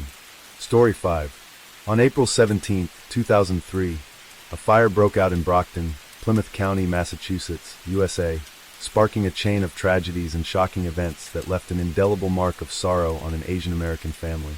8 years after the blaze, Francis Choi was sentenced to life without parole, Convicted of deliberately starting the fire that claimed her parents for 9 long years behind bars, Frances steadfastly maintained her innocence, tirelessly appealing her case in pursuit of justice. Finally, a pivotal turn came when the court declared her not guilty, granting her freedom. Yet, by the time Frances walked out of prison, she was in her 30s. 17 years of her youth, the prime of her life, had been buried behind iron bars and cold concrete walls. So, what truly happened on that fateful night? You're watching True Crime in the World, where we explore the most puzzling cases and most gripping stories. As usual, before we begin unraveling today's mystery, please leave us a like and subscribe to support the channel. Thank you so much. The Strickland family was Asian American, living in the home where Jimmy Choi, 64, a Hong Kong immigrant, his wife and 53, their daughter Frances, 17, and their grandson Kenneth, 16, just a year younger than Frances. The close age gap between Frances and Kenneth stemmed from another tragedy. Before settling in the U.S. and marrying in, Jimmy had been wed once before in Hong Kong, fathering a son. In 2000, that son passed away, leaving behind Kenneth, his only child. Jimmy brought his grandson to America to live with them, hoping to forge a new beginning. But tragedy struck the Choi family without warning on April 17, 2003. At 4:50 a.m., Frances was jolted awake by her mother's piercing screams. Before she could grasp what was happening, she saw flames racing through the doorway, thick smoke flooding her room. With no time to think, Frances frantically dialed 911 and pried open a window, desperate for help.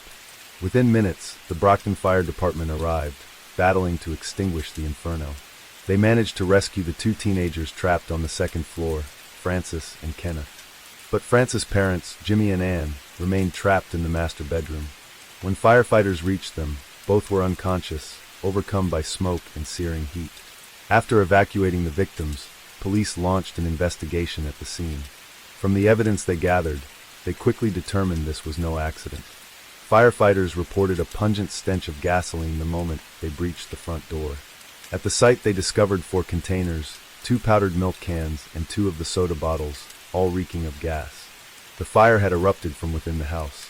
The doors and windows showed no signs of forced entry or external damage. The only structural harm came from firefighters breaking in to save lives.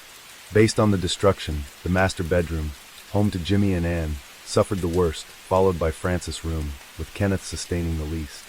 These clues led police to suspect arson, and the perpetrator might well be a member of the household.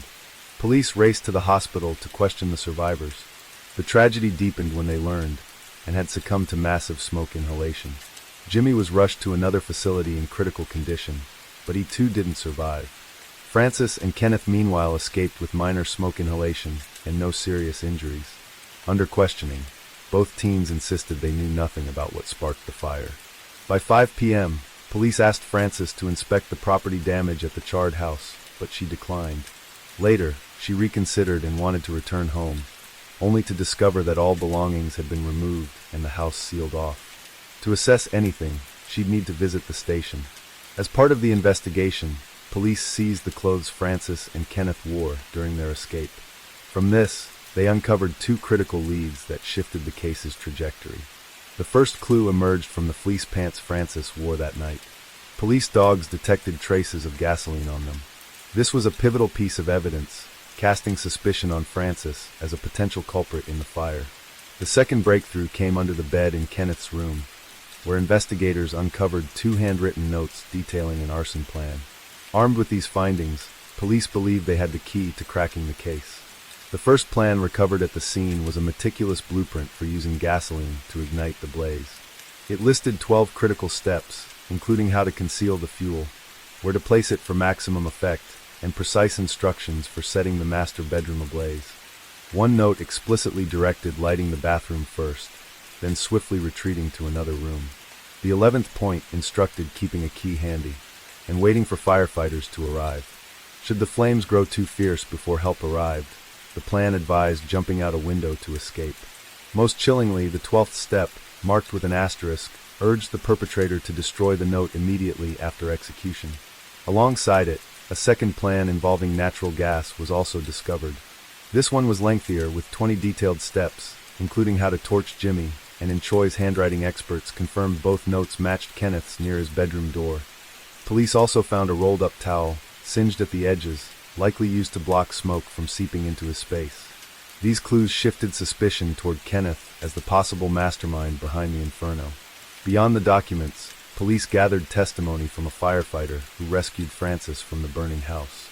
He recalled her striking calm, showing none of the panic or terror expected from someone who just faced a life-threatening ordeal. When informed of the property damage, asked indifferently, "What about my stuff?" Her response raised red flags, suggesting her concern for belongings outweighed the loss of her parents. By 7:45 p.m., Frances and Kenneth were brought to the station for questioning. During her interrogation, Frances repeatedly denied knowing anything about gasoline. When pressed about the traces on her pants, she offered a vague excuse.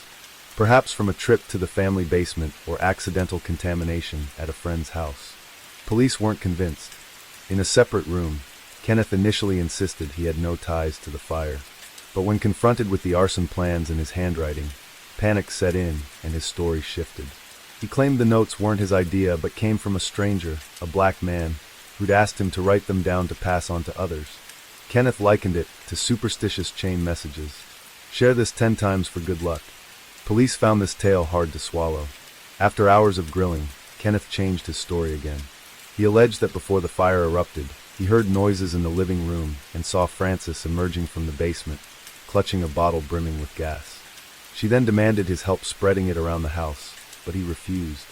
Infuriated, Frances allegedly took matters into her own hands, dousing the living room sofa, the staircase to the second floor, and the door to Jimmy and Anne's bedroom. Moments later, Kenneth heard a crackling sound, and the house was swiftly engulfed in flames. According to Kenneth, Frances had once confided that if Jimmy and Anne died, she'd inherit a hefty life insurance payout. She'd promised him a $10,000 cut as a reward if he'd assist. But he balked and retreated to his room, locking the door in fear. Kenneth added that Frances harbored deep resentment toward her parents. They forbade her from seeing her boyfriend and saddled her with endless chores. He suggested these family tensions might have fueled her decision to orchestrate the devastating fire. Kenneth's testimony turned all eyes on Frances. But was this the full truth? Was she truly the mastermind? Or was Kenneth deflecting blame to save himself? The case remained shrouded in mystery, demanding further investigation. To dig deeper, police arranged a face-to-face confrontation between the cousins. The exchange unfolded in a tense, contentious atmosphere. By now, Frances had emerged as the prime suspect in the eyes of law enforcement. They hammered her with questions about her role in the arson and whether others were involved, warning that without proof of innocence, she'd be arrested on the spot. At first, Frances adamantly denied every accusation. But after over 3 grueling hours, nearing 11 p.m., she cracked under pressure, blurting out, "I was involved." Seconds later, she retracted it, insisting she'd spoken in anger and lost control. Still, police seized on her initial admission as damning evidence, leading to her arrest on charges of arson and murder. Frances was escorted to jail under intense media scrutiny.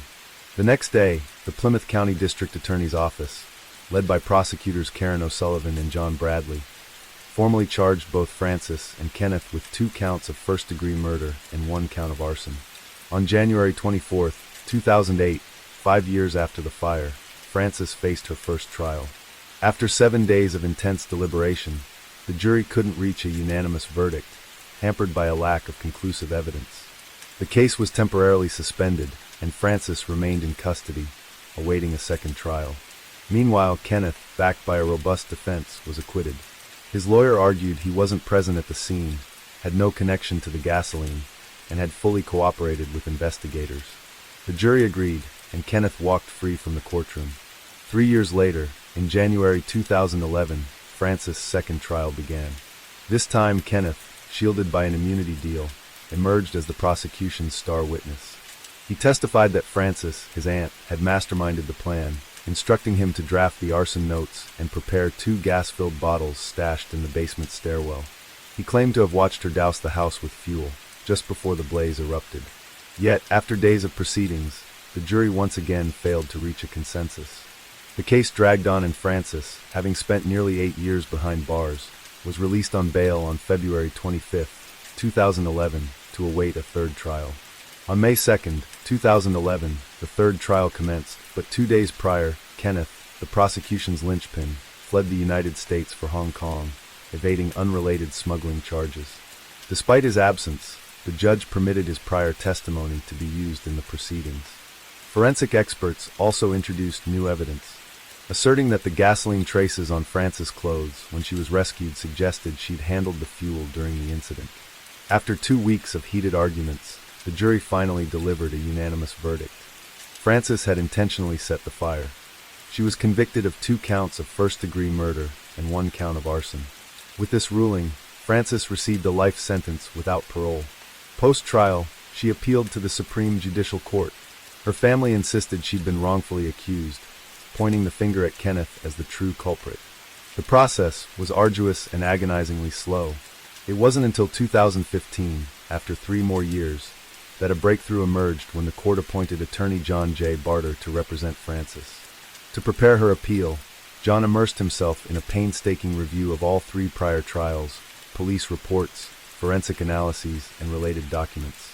After piecing together the puzzle, he became convinced Frances had been unjustly convicted. He argued that the circumstances of the fire made it nearly impossible for her to have acted alone. Spotting glaring inconsistencies, John teamed up with the Innocence Project, an organization dedicated to exposing wrongful convictions. Their mission? Unearth procedural flaws and overturn unfair rulings. After years of relentless effort, John's team uncovered critical evidence that could redefine the case. In their investigation, a staggering revelation came to light. The original prosecutors, Karen O'Sullivan and John Bradley, harbored blatant racial biases against Asians. John demanded the prosecution release all emails and records tied to the case, a request met with fierce resistance, igniting years of legal battles. Finally, in the spring of 2010, the Massachusetts Supreme Judicial Court ordered the handover of hundreds of pages of documents, including material Frances' earlier attorneys had never seen. Among these files, John discovered emails from the prosecutors laced with racist and sexist remarks targeting Frances and her family.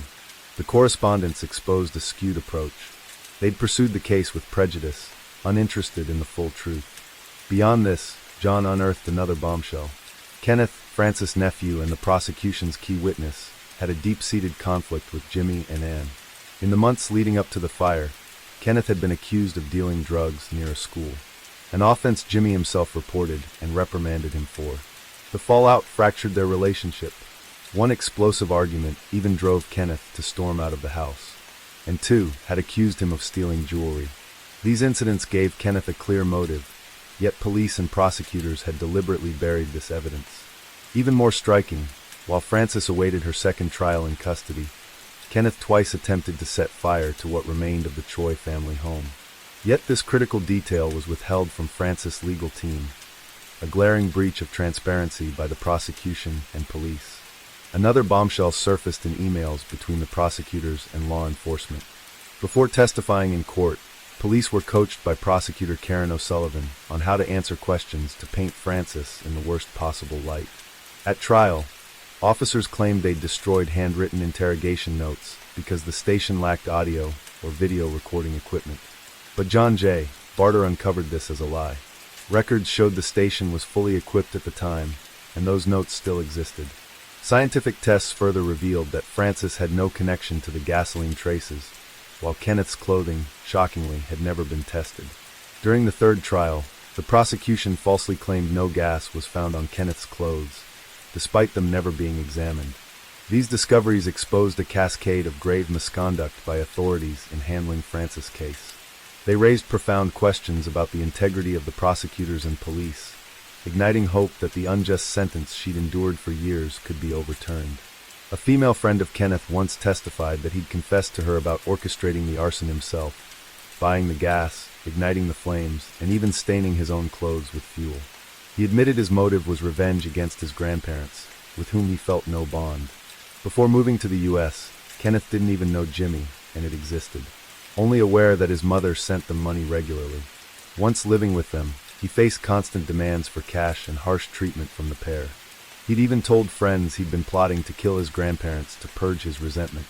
This friend's testimony was admitted in a subsequent hearing, but tragically, Frances' earlier attorneys were unaware of this pivotal witness, missing a golden chance to shift the case's tide. Meanwhile, Kenneth, once a suspect himself, became the prosecution's cornerstone against Frances, playing a decisive role in her wrongful conviction. Her initial lawyers not only failed to call experts to retest the gasoline traces first flagged by police dogs, but they also neglected to thoroughly probe Kenneth's involvement in the arson. Had investigators scrutinized Kenneth more closely, they might have uncovered his involvement in 2 other arson incidents, both concealed by prosecutors. These prior acts suggested a pattern of behavior, but with insufficient evidence, they were never raised in court, skewing the scales of justice against Frances. In March 2020, Frances' legal team petitioned the court for her release on bail, pending a decision on further proceedings. They highlighted that, over her 17 years in prison, Frances had tirelessly worked to better herself. She earned a Bachelor of Arts in Sociology from Metropolitan College at Boston University, passed the Massachusetts State Cosmetology exam, and spent 5 years training service dogs to assist disabled veterans. Thanks to the relentless efforts of her attorneys and the Innocence Project's support, on April 17, 20, Frances, now 34, was granted bail. 5 months later, on September 29, the court officially declared her not guilty of the arson and murder charges. In its final ruling, the judge pointed to the initial prosecutor's misleading statements, their use of dishonest evidence in closing arguments, and clear signs of bias. The court concluded that inconsistent witness testimonies newly uncovered racial prejudice and inadequate early legal representation had led to Frances' wrongful conviction. With that, the jury opted against a 4th trial, closing a 17-year saga. Professor Sharon Beckman, director of the Innocence Project, asserted that Frances' wrongful convictions stemmed largely from racial bias and the prejudices of prosecutors Karen O'Sullivan and John Bradley. Their email exchanges brimmed with racist remarks, particularly stereotypes vilifying Asians, painting Frances as cold, unfeeling, and ruthless in the eyes of the jury. After her exoneration, Frances expressed a desire for a quiet life. Through her attorney, she made it clear she wanted no part of the clamor and speculation swirling around her. At 34, she began rebuilding, living with family who'd never wavered in their belief in her, seeking job opportunities, and determined to leave behind the years of wrongful imprisonment marked by injustice and anguish. The city of Brockton agreed to pay Frances Choi $3.75 million on compensation for the 17 years she spent behind bars for crimes she didn't commit, starting from her teenage years. This sum aligned with standard rates for wrongful incarceration settlements, calculated per year of lost freedom. Frances' case stands as a stark testament to the flaws and biases within the justice system. The investigators, prosecutors, and initial defense attorneys meant to uphold fairness committed grave errors, condemning a young woman to years of undeserved punishment, stripping away her dreams and opportunities.